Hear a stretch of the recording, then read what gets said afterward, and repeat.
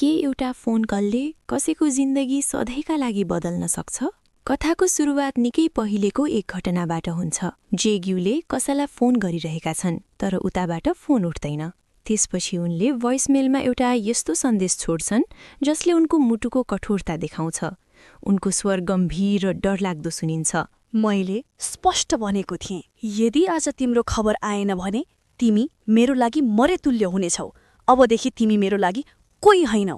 यो अन्तिम चेतावनी दिएपछि जेग्यूले आफ्नो फोन कन्ट्याक्ट लिस्टमा भएको नाम सिस्टर दिदीलाई सधैँका लागि डिलिट गरिदिन्छन्। आखिर को थिइन् ती महिला र जेग्यू किन दिए ती निष्ठुर बनी? अब कथा आउँछ वर्तमान समयमा, प्रेजेन्ट टाइममा, जहाँ एउटा नयाँ प्रेम र पुरानो घाउको टकराव सुरु हुन्छ।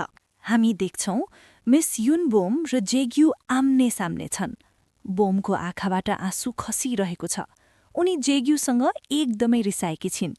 बोम भन्छन्, मैले तिम्रो नङ पनि छोएको छैन, तर तिमीले त्यो महिलासँग कफी पियौ, हात समात्यौ, तिमीले मलाई धोका दियौ नि। जेग्यू आश्चर्यचकित हुँदै सोध्छन्, त्यसैले रिसाएकी थियौ? बोमको आवाजमा पीडा हुन्छ। तपाईले मलाई विश्वास गर्न भन्नुभयो, तर आफू अर्कै महिलासँग त्यस्तो गर्नुभयो। यो सुनेपछि जेग्यूको मन पग्लिन्छ।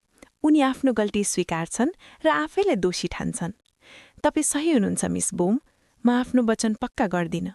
म बाहिर बलियो देखिए पनि भित्र एकदमै कमजोर छु। म कुर्न सक्दिनँ। त्यहाँको वातावरण एकदमै शान्त हुन्छ।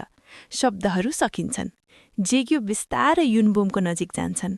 उनी केही सोच्दैनन्, बस बोमलाई आफ्नो अङ्गालोमा बेट्छन् र उनीहरूको पहिलो किस अर्थात् फर्स्ट किस हुन पुग्छ। मिस युन बोम झस्क झस्किन्छन्। उनी लजाउँदै र डराउँदै घरभित्र भाग्छिन्। भित्रबाटै भन्छन्, किन यति हतार?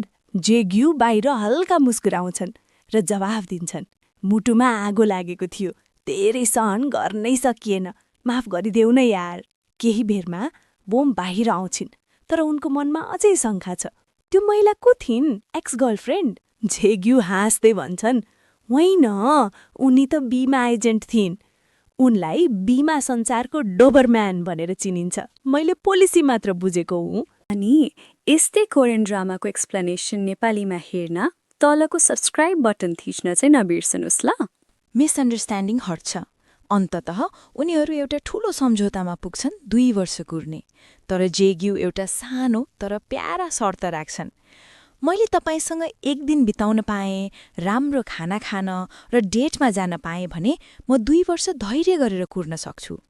युन बोम कि सोच्छिन् र भन्छन्, हुन्छ, तर ग्रीन क्लब ट्रिप सकिएपछि मात्र। एक दिन। कथामा अब भिलेनको एन्ट्री हुन्छ। वकिल चोई आई जुन। वकिल चोई र युन बोमकी आमा कुरा गरिरहेका छन्। आमाले अब आफू पनि सिन्सु सहर जाने र छोरीलाई भेट्ने कुरा गर्नुहुन्छ। तर वकिल चलाक छन्। उनले आमालाई छोरीसँग भेट्न दिँदैनन्।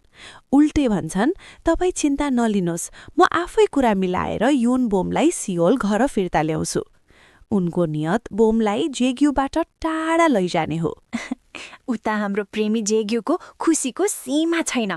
बोमले डेटको लागि हुन्छ भनेपछि उनी बाटोमा हाँस्दै उफ्रिँदै आकाश चुम्ला जस्तै गरी हिँडिरहेका छन्। बाटोमा भेटिने बुढी आमाहरूलाई पनि हेलो हाई, आज मौसम कस्तो राम्रो है भन्दै जिस्किन्छन्। प्रेमले मान्छेलाई कति पागल बनाउँछ है। तर स्कुलमा माहौल अर्कै छ। वकिल चोईले हेड सर र अरू शिक्षकहरूलाई आफ्नो तारिफको पुलले बाँधिसकेका छन्। उनी आफ्नो करियर र उपाधिको साम देखाउँदै म तपाईँको साथमै छु भन्दै युन बोम मिसतिर इसारा गर्छन्। त्यहाँ भएका सबै टिचर र स्टुडेन्टहरूले ताली बजाउँछन्। वकिल खुलेआम युन बोमको नजरमा पर्न खोजिरहेका छन्। जेग्यू घरमा मक्ख परेर बसिरहेका हुन्छन्। तर जब उनको भतिज हानगिल स्कुलबाट फर्किन्छ, उसले स्कुलको सबै कुरा सुनाउँछ। अङ्कल, आज स्कुलमा वकिल सरले कस्तो दामी कुरा गर्नुभयो। युन बोम मिस त झनै खुसी हुनुभएको थियो। यो सुन्नासाथ जेग्यूको खुसी एकैछिनमा निराशामा परिणत हुन्छ। उनी भन्छन्, अब फिल्ड ट्रिपमा हेर्दै जाऊ, तिमीहरूको मिसले के गर्छन्। स्कुलमा स्टाफ रुमतिर अर्को तनाव सुरु हुन्छ। शिक्षकहरू वकिलको तारिफ गर्दै जेग्यूको कुरा काट्न थाल्छन्। त्यो जेग्यू त चोर हो, उसको धेरै महिलासँग चक्कर छ। यो सुनेर युन बोमले सहनै सक्दिनन्। उनी कडा स्वरमा भन्छन्, जेग्यू कुनै चोरचाका होइन, अस्ति भेटिएकी महिलासँग उसको कुनै चक्कर थिएन, उनी त बीमा एजेन्ट थिइन्। सबैजना स्तब्ध भएर युनबोमलाई हेर्छन्। एकजना म्याडमले सोध्नुहुन्छ, युनबोम मिस, हजुरलाई यो सबै कसै थाहा भयो? बोम झस्किन्छन्। कतै पोल खुल्ने त होइन? उनी हतार हतार त्यहाँबाट निस्किन्छन्, तर ती म्याडम पिछा गर्दै फेरि सोध्छिन्, आजकल हजुर जेग्यूसँग नजिकिँदै हुनुहुन्छ, कतै केही त चलिरहेको छैन? ठिक त्यही बेला फिल्ड ट्रिप जाने बस आइपुग्छ। बोम आत्तिँदै बसतिर अनि सोध्छिन्, विद्यार्थीहरूले थाहा पायो भने बर्बाद हुन्छ। आज मिस्टर सन जेग्यूलाई भेट्दा म एकदमै नराम्रो र चिसो व्यवहार गर्नेछु। विद्यार्थी र मिस युन विन्ड पावर प्लान्ट पुग्छन्। त्यहाँ कामदारहरू काम गरिरहेका हुन्छन्। अचानक माथि पावर प्लान्टको पोलबाट कोही हिरो स्टाइलमा छलान मारेर तल ओर्लिन्छ। यो अरू कोही नभएर जेग्यू हुन्छन्। यो देखेर सबै छक्क पर्छन्। विद्यार्थीहरू कराउँछन्, वाउ गुरुजी! जेग्यूले स्वागत गर्दै भन्छन्, हाम्रो ग्रिन पावर प्लान्टमा स्वागत छ। जब सबैजना सिधै सिइओको अफिसमा पुग्छन्, त्यहाँ सबैलाई जिन्दगीकै सबैभन्दा ठूलो झड्का लाग्छ। जेग्यू, जो सधैँ सामान्य लुगामा हुन्थे, अहिले फुल कोट प्यान्ट र सुटमा सजिएका छन्। उनी आत्मविश्वासका साथ भन्छन्, म जेक्यू एनर्जीको सिइओ सन जेग्यू हुँ। अब बाहिर खाना पकाउने कार्यक्रम चल्छ। जेग्यू आफ्नो भतिजलाई सोध्छन्, कस्तो लाग्यो मेरो पर्फर्मेन्स? तर उनको आँखा युनबमलाई खोजिरहेको हुन्छ। युनबम भने सबैभन्दा टाढा डराएर बसिरहेकी हुन्छन्। जेग्यू नजिक जान खोज्दा युनबोम तर्किन्छन्। जेग्यूले पिछा गर्दै सोध्छन्, के भयो? तिमी आज खुसी छैनौ? बोमले स्कुलको हल्ला र डरको कुरा बताउँछिन् र भन्छन्, यो अब चल्दैन, हाम्रो डेट क्यान्सल गरौँ। हामी पक्राउ पर्यौँ भने बर्बाद हुन्छ। जेग्यू गम्भीर हुन्छन्। मिस बोम, यो कति जटिल कुरा हो थाहा छ? म हरेक दिन यही दिनको प्रतीक्षामा थिएँ। बोम मान्दिनन्, तर जेग्यूले अन्तिम आग्रह गर्छन्, म यस्तो बाटो र ठाउँ रोज्नेछु जहाँ कोही हुने छैनन्। मलाई विश्वास गर्नुहोस्, भोलि बिहान म तपाईँलाई लिन आउँछु।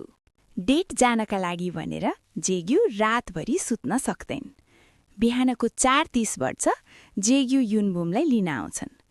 मुख नधोई पनि यति राम्री, जेग्यू फ्लर्ट गर्छन्। उनीहरू सूर्योदय हेर्न जान्छन्। जेग्यूले बोमलाई जाडो नहोस् भनेर ब्ल्याङ्केट ओढाउँछन्।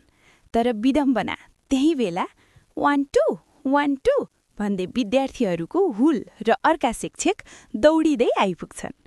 बोम ब्ल्याङ्केटभित्र लुक्छिन्। विद्यार्थीहरूले जेग्यूलाई देख्छन्। ओहो काका, यहाँ एक्लै? जेग्यू बहाना बनाउँछन्, म इन्ट्रोभर्ट हुँ, एक्लै सोच्न आएको। विद्यार्थीहरूले जेग्यूले ल्याएको खाजा पनि खाइदिन्छन्। पहिलो डेट फ्लप। जेग्यू हार मान्दैनन्। उनी युनबोमलाई एउटा सुनसान पहाडी गुग्बाप रेस्टुरेन्टमा लैजान्छन्। जेग्यू भन्दैछन्, यो ठाउँ लुकेको रत्न हो, यहाँ सेन्सुका कोही आउँदैनन्। तर ढोका खोल्न साथ प्रिन्सिपल सर, प्रिन्सिपल र उहाँकी श्रीमती त्यहाँ हुन्छन्। प्रिन्सिपल, ओहो मिस बोम अनि ह्यान्डगर्लका अङ्कल, तपाईँहरू सँगै आउनु भएको? जेग्यू हडबडाउँदै, म त गोगबाप मन्त्री हुँ सर, मलाई यो धेरै मनपर्छ। प्रिन्सिपल सर भन्नुहुन्छ, हामी 32 वर्ष अघि फर्स्ट डेटमा यही आएका थियौँ। बोम मनमा नै, 32 वर्षदेखि लुकेको रत्न आज हाम्रो पासो बन्यो। दोस्रो डेट पनि फ्लप। अब उनीहरू भिडभाडमा हराउने योजना बनाउँछन् र अम्युजमेन्ट पार्क जान्छन्।